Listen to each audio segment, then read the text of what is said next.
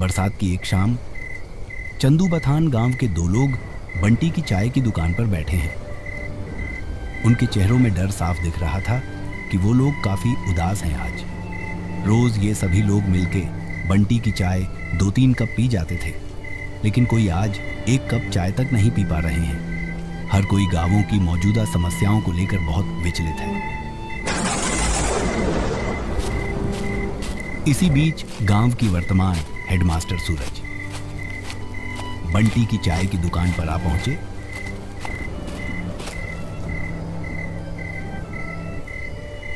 अरे राजा, दिवाकर, तुम लोग यहाँ इतना उदास होके क्यों बैठे हुए हो? मुझे इस गांव में आए हुए इतने दिन हो गया, मैंने तो कभी तुम लोगों को इतना परेशान नहीं देखा।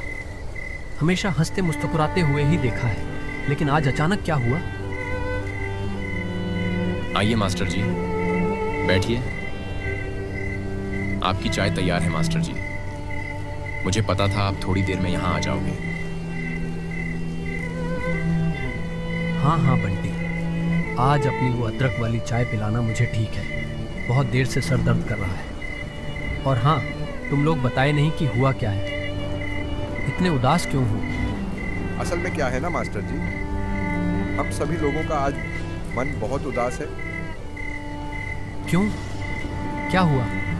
इतने खूबसूरत गांव के लोगों के साथ घुलने मिलने से किसी का भी मन ठीक हो जाएगा, लेकिन उन्हीं लोगों को आज अचानक क्या हुआ?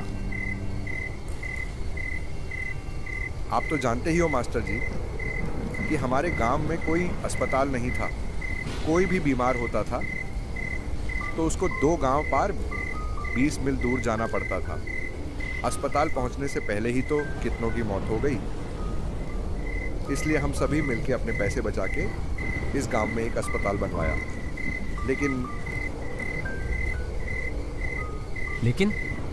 लेकिन क्या? हमारी सारी बचत खत्म हो गई। अस्पताल तो तैयार है, पर बिस्तर तो खरीदना बाकी रह गए। हमारे पास तो और पैसे नहीं बचे। अब क्या होगा? ऐसी बात है, मेरे पास कुछ पैसे तो थे, पर वो तो मेरी बेटी की शादी में खर्च हो गए हैं। लेकिन हाँ, दुमका गांव में मेरी पुश्तैनी जमीन है।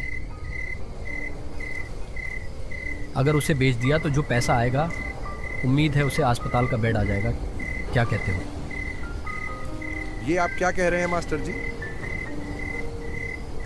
आप अपनी पुश्तैनी जमीन बेच देंगे? मेरे तो बस ये 1 साल की नौकरी बची है। मैंने तो मन बना लिया, जो प्यार यहाँ मिल रहा है, मैं तो बाकी की ज़िंदगी यही गुजारूंगा तुम लोगों के साथ। क्यों नहीं रखोगे क्या? वैसे भी ये तो बड़ा ही पुण्य का काम है, भगवान ऐसे अवसर बार बार नहीं देते। बंटी, राजा और दिवाकर की आंखों में जैसे आंसू आ गया हो। तीनों ने हाथ जोड़कर सूरज मास्टर का शुक्रिया अदा किया। अरे अरे, ये क्या कर रहे हो? अच्छा सुनो, हम लोग कल ही निकल जाएंगे। काफ़ी समय से कुछ लोग मुझसे वो ज़मीन खरीदना चाहते थे। देखते हैं, अगर इस बार बात हुई तो उनको ही बेच देंगे।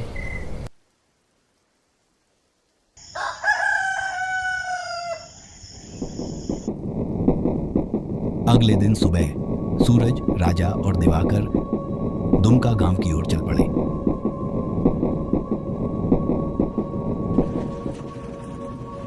जब वे ट्रेन में थे, बाहर बहुत जोर से बारिश हो रही थी।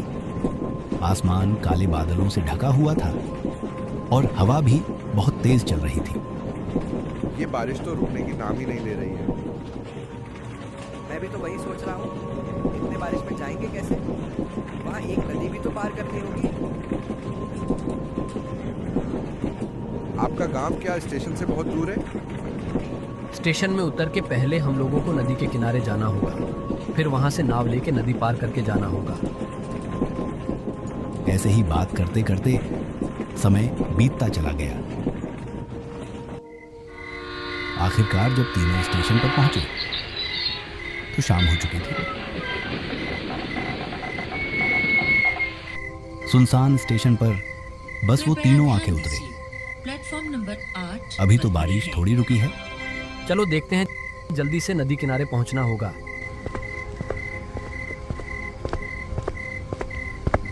वो तीनों स्टेशन से बाहर आ गए। आसपास कोई भी नजर नहीं आ रहा था। बारिश के कारण रात का अंधेरा उस दिनों के मुकाबले कुछ ज्यादा ही था। घने काले अंधेरे ने चारों तरफ से जैसे एक जादुई महल बना दिया था। वे स्टेशन के पास एक बरगद के पेड़ के नीचे आके रुके। यहीं पर रिक्शा मिलता था। आज तो एक भी रिक्शा नहीं दिखाई दे रहा है। इतनी बारिश की मौसम में क्या ही मिलेगा।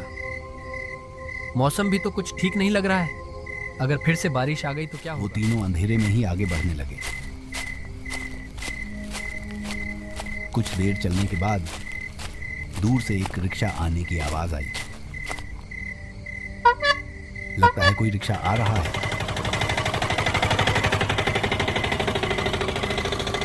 कुछ ही देर में दूर से कच्चे रास्तों में एक रिक्शा आती हुई दिखाई दी। सूरज ने उस चालक को देखते ही पहचान लिया। अरे संतोष चाचा, आपसे मिले हुए कितने महीने हो गए? वो आदमी सूरज को थोड़ी देर देखा, फिर कहा, अरे सूरज, कैसे हो? अपने घर जा रहे हो क्या? जी संतोष चाचा, मैं घर ही जा रहा हूँ। ये दोनों हैं राजा और दिवाकर। मैं जिस गांव में अभी मास्टर हूँ, ये दोनों उस गांव से ही हैं। हम सब तो अभी मेरे घर जा रहे थे। संतोष चाचा, आप हमें नदी के किनारे ले चलोगे क्या? तो आज रात की नाव मिल जाती। संतोष ने कहा, इस बरसात की रात में नाव मिलेगी। अच्छा चलो देखते हैं, बैठो। चलो राजा, चलो उठो। ये आखिरी मौका है। अगर ये निकल गया तो सारी रात यहीं रुक के बारिश में भीगना पड़ेगा। चलो चलो। सभी लोग रिक्शा पे जाके बैठ गए। अंधेरे में ही रिक्शा आगे बढ़ने लगी।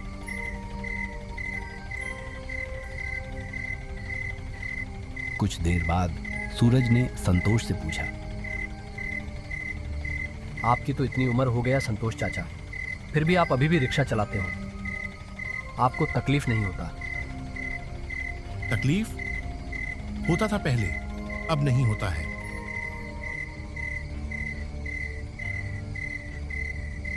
इसका क्या मतलब है?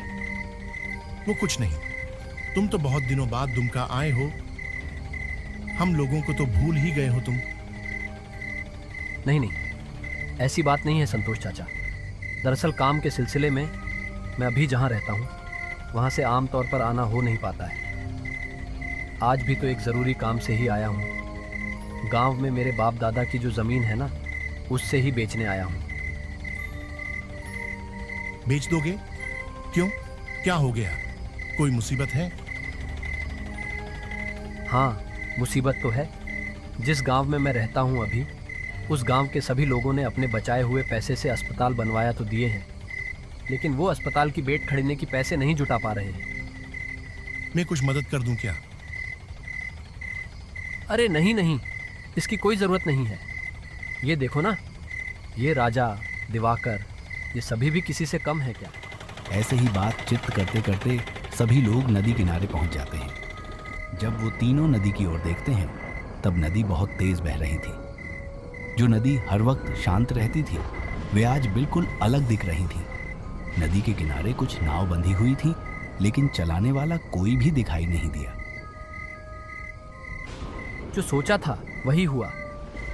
एक भी मांझी घाट पर नहीं है। वैसे भी इतनी रात हो गई है, और फिर बारिश। कोई क्यों ही रहेगा अभी? ये तो बड़ी मुसीबत हो गई मास्टर जी। आज रात बारिश में भीग कर ही गुजारना पड़ेगा लगता है। अब क्या होगा मास्टर जी? आसमान का हाल देखा आपने? लगता है बारिश फिर से आने वाली है। आसमान में काले बादल फिर से आना शुरू हो गया है। नदी की ओर से हल्की हल्की ठंडी हवा भी चलनी शुरू हो गई। संतोष भी उन लोगों के साथ वहीं खड़ा था। जब वो तीनों बात कर रहे थे, तभी उसने कहा, अगर आप लोग बुरा ना मानो तो मैं एक बात कहूं। आप ऐसे क्यों बोल रहे हो संतोष चाचा? बोलिए ना, क्या कहना चाहते हैं? लगता है थोड़ी ही देर में बारिश फिर से शुरू होगी और अभी तो कोई मांझी भी नहीं है घाट पर जो नाव से अपनी घर जा सकोगे। उसके बजाय एक काम करो, वो देखो सामने ही मेरा घर है, सब लोग वहीं चलो, आज की रात वहीं गुजार लेना। हाँ, सही कह रहे हो आप। इससे पहले भी तो कितनी बार आपकी रिक्शा में स्टेशन गया हूँ आपको, आपके घर से बुला के। क्यों राजा, दिवाकर, और तो कोई रास्ता नहीं दिख रही है, आज की रात यहीं गुजार लेते हैं। संतोष चाचा, आपका हमारे ऊपर कितना बड़ा उपकार है, क्या बताऊं। हाँ, सही कह रहे हो आप। हम संतोष चाचा के घर पे ही चलते हैं, नहीं तो इस बरसात की रात में बड़ी मुसीबत में पड़। सभी लोग मिलके संतोष की घर की ओर बढ़ने लगे। जैसे ही वो घर के अंदर घुसे, एक अजीब सी बदबू आने लगी अंदर से, मानो बहुत दिनों बाद कोई इस घर को खोल रहा हो। संतोष चाचा, घर के अंदर इतनी बदबू क्यों? ये फर्श भी कैसे भीगा भीगा लग रहा है। असल में ये घर तो आधी समय बंद ही पड़ा रहता है।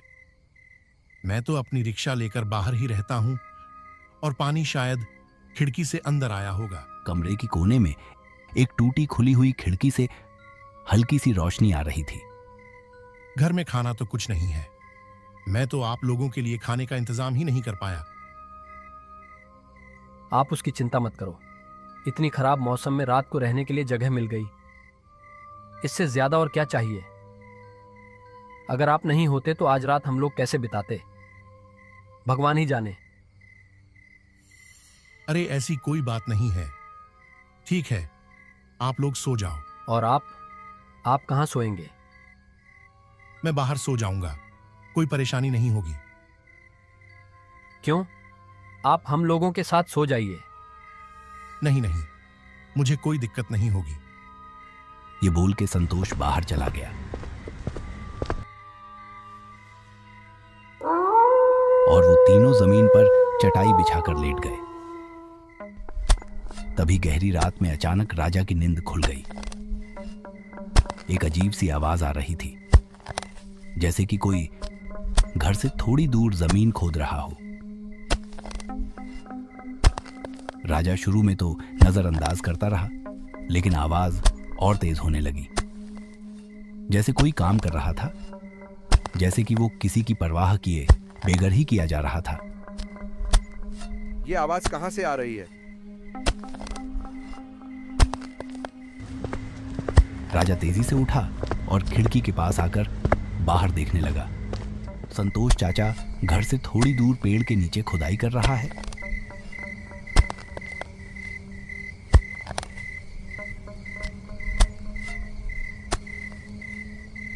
मास्टर जी, दिवाकर उठो, नींद से उठो, मुझे यहाँ कुछ ठीक नहीं लग रहा है।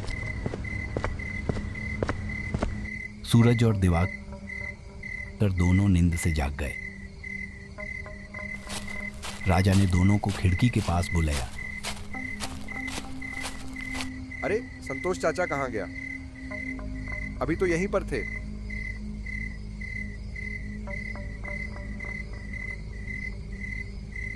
तुमने ठीक से देखा था राजा? हाँ हाँ बिल्कुल। चलो तो बाहर जाकर देखें। वो तीनों घर के पीछे वाले पेड़ की ओर चल दिए। मैंने देखा है, ये देखो, ये पेड़ के नीचे जमीन पर कुछ है लगता है।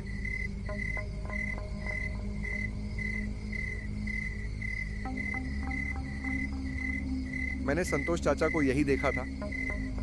लगता है मानो जैसे कि वो चाह रहे थे कि मैं नींद से उठकर ये देखूं।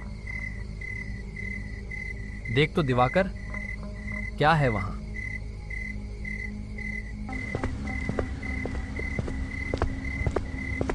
मिट्टी को हाथ से थोड़ा हिलाने पर दिवाकर को पैसों से भरी हुई एक बक्सा दिखाई दी। अरे इसके अंदर तो बहुत सारे पैसे हैं। सच में, लेकिन यह है किसके? संतोष चाचा भी कहाँ चले गए?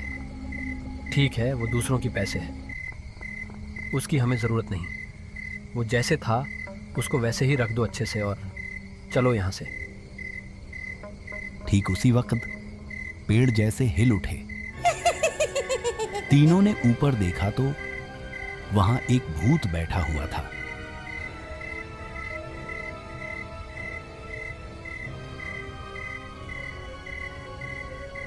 भूत ने कहा, डरो मत, सूरज में संतोष हूं। मैं यही देखना चाहता था कि क्या तुम समय के साथ लालची तो नहीं हो गया हो। तुम सच में गांव का गौरव हो सूरज।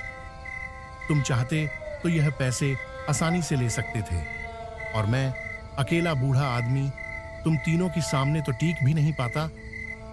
जहां तुम्हें पैसों की इतनी जरूरत है और यहां इतने सारे पैसे हैं। लेकिन आप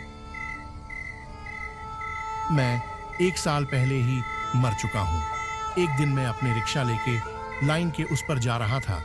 ऐसे में एक ट्रेन आके, छोड़ो उस बात को, मैं मर चुका हूं। लेकिन मेरे बचाई हुई इन पैसों की वजह से मुझे मुक्ति नहीं मिल रही थी। मैं किसी सच्चे इंसान की तलाश में था। आज मुझे वो मिल गया। आप लोगों से बात करके ही मैं समझ गया था कि आप लोग सच्चे इंसान हैं। मैंने थोड़ा जांच लिया।